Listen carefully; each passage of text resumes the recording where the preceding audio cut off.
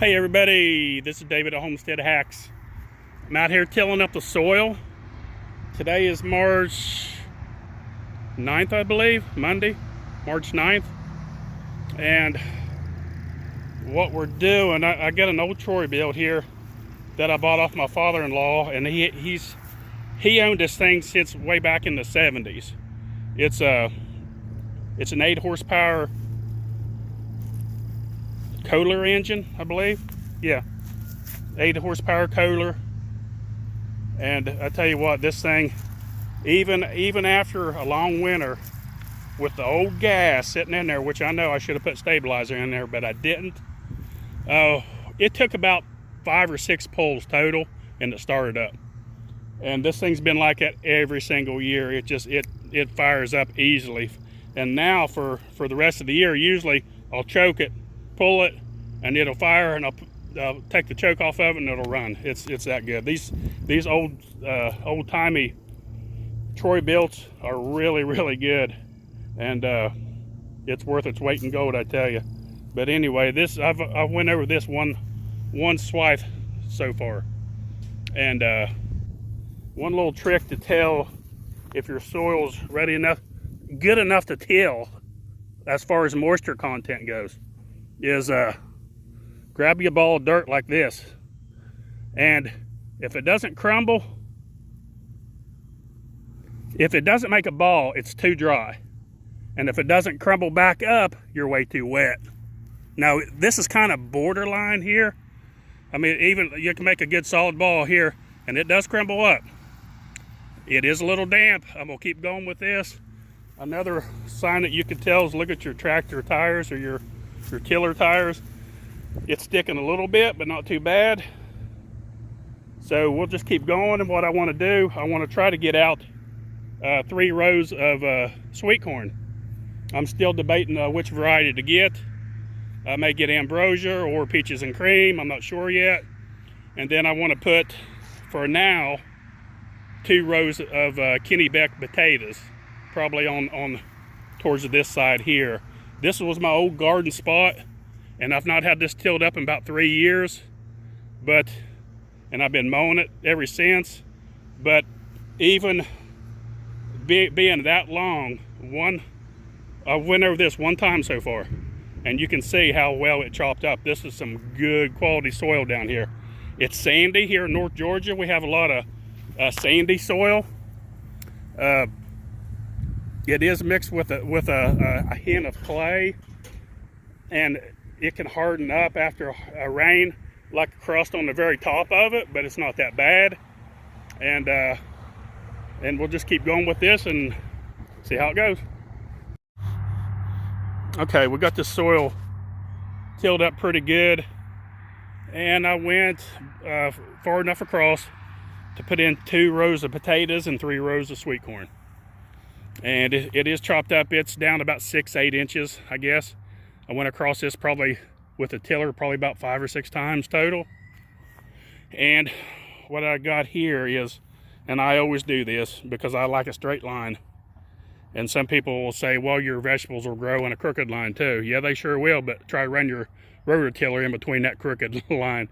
It's really hard, and you end up running over your plants. So I always take 2 poles and stretch it across the garden with a line and dig my furrow out, and in this will go the potatoes. What I end up getting was Kennebec, like I said I was going to get. Excuse the dirty bucket, I don't know what was in here. I think I had a old wax or something in there from the beehives. But I got the potatoes cut up. Now you can cut them up even. See that every eye represents a shoot. So everywhere you see an eye, there's a tiny one right there, there's one right there, there's one right there.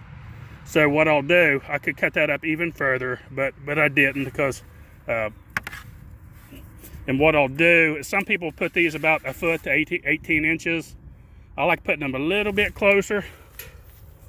And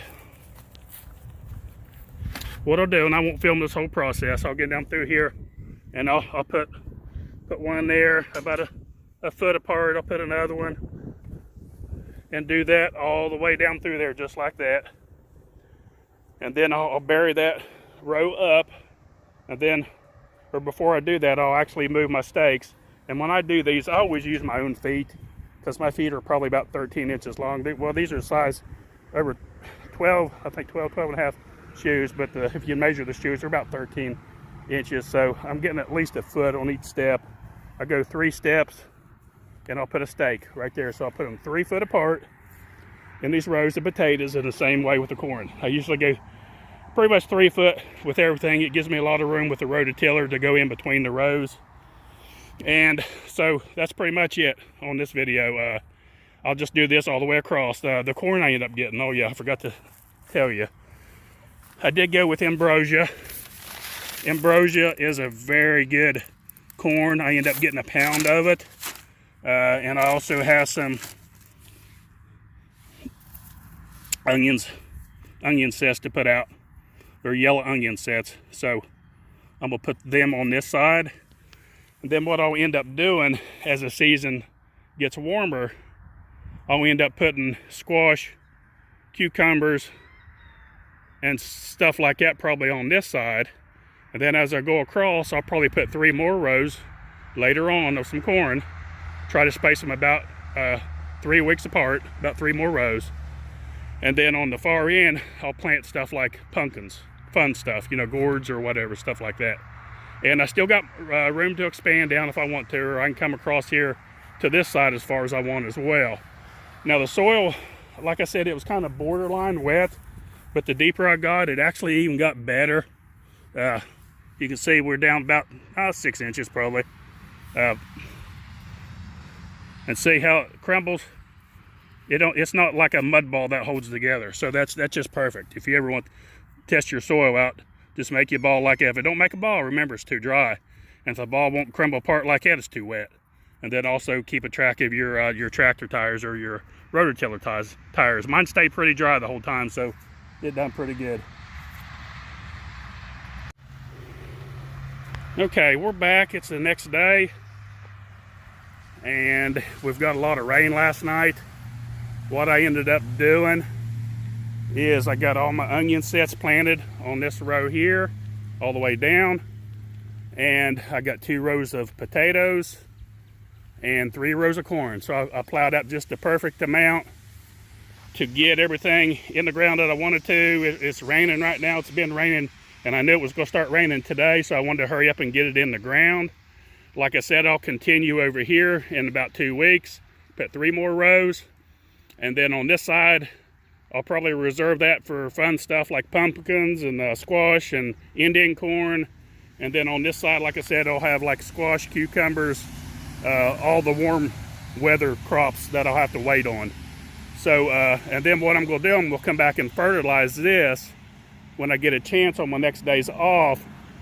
And as you know, we have chickens and goats, and there's a lot of, the pen needs cleaned out really bad. There's a lot of good mulched manure that's mixed with chicken manure and goat. Very little chicken, because chicken manure is very, very strong. So you gotta be careful when you put it on your garden, because it can raise nitrogen level up really high. So it's a mix. I'm gonna spread it out over the whole garden. That should be some really good fertilizer for it. And stay tuned. Keep checking our channel out. We've got some very interesting stuff coming up. I'm gonna get some broiler chickens, and we're gonna do a series of videos from raising them from hatchlings all the way up to processing them and butchering the chickens, and to freezing them and cooking them and everything. So stay tuned. I think you'll really enjoy our channel. And that's about it. Don't forget, click on the little bell, like and subscribe. Thanks for watching Homestead Hacks.